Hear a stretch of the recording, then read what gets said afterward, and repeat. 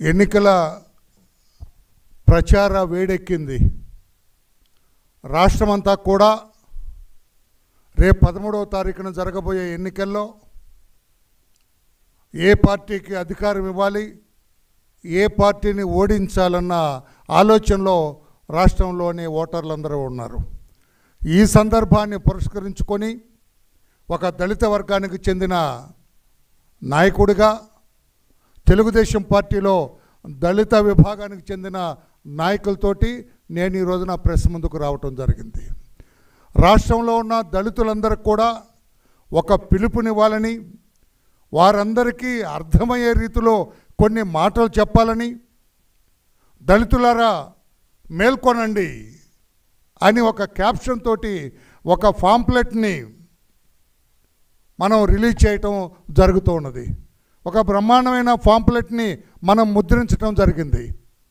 ఆ పాంప్లెట్ని రిలీజ్ చేసి రాష్ట్రంలో ఉన్న దళితులందరూ కూడా జగన్మోహన్ రెడ్డి అనే ఒక రాక్షస మనస్తత్వం కలిగిన వ్యక్తికి, ఒక అరాచక శక్తికి, దళిత వర్గాలను తన ఇనుప పాదం కిందేసి తొక్కి వాడు తాట తీసిన వ్యక్తికి దళిత వర్గాలంటే ఏమాత్రం కూడా ఇష్టత చూపించని వ్యక్తికి, దళిత వర్గాలని ఈసడించుకున్న వ్యక్తికి, ఏ దళిత వర్గాలైతే అతని మాయ మాటలు నమ్మి, అతని అబద్ధపు మాటలు నమ్మి, అతని అసాధ్యపు మాటలు నమ్మి ఓట్లేసి గెలిపించి ముఖ్యమంత్రి అని ఒక పెద్ద పీఠాన్ని అతనికి వశపరిచారో, ఆ దళితుల్ని అతను వెంటాడిన తీరు, వేటాడిన తీరు, వాళ్ళని అవమానపరిచిన తీరు అన్నీ కూడా కళ్ళకు కట్టినట్లుగా ఈ పాంప్లెట్లో ముద్రించి రాష్ట్రంలో ఉన్న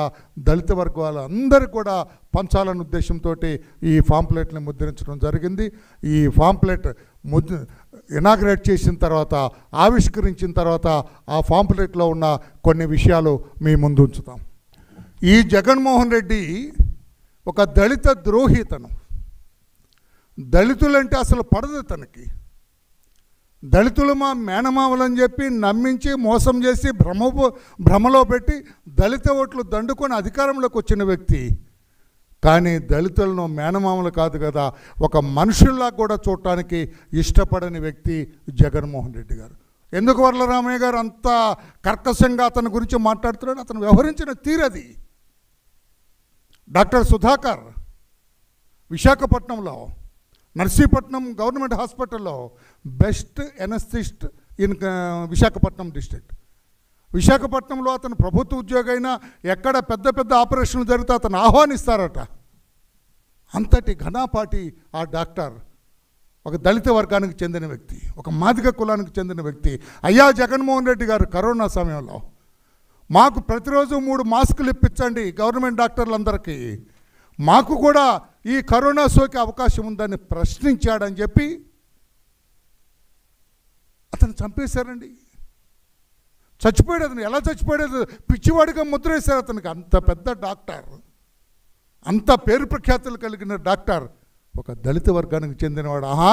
ఒక దళితుడు నన్ను ప్రశ్నిస్తాడా అన్న అహంకారంతో జగన్మోహన్ రెడ్డి గారు పిచ్చివాడని ముద్రేసి పిచ్చి ఆసుపత్రిలో పెట్టి బట్టలు లేకుండా అతని నగ్న శరీరాన్ని తార్ రోడ్డు మీద మండుటెండలో బరబర ఈడ్చి ఆ దుర్మార్గపు పోలీసులు అతన్ని తర్వాత అతనంతటా అతను చచ్చిపోయాడు. ఇప్పటికి కూడా అతని చావుకు కారణం తెలియదు. నేను అడుగుతున్నా దళిత సోదరులారా, అవసరమా ఈ జగన్మోహన్ రెడ్డికి మనం ఓట్లు వేయటం? ఒక్కసారి మీరు ఆలోచించండి. మేల్కోండి అని చెప్పడం కోసమే ఈ పాంప్లెట్ రిలీజ్ చేయడం జరిగింది, కరపత్రం రిలీజ్ చేయడం.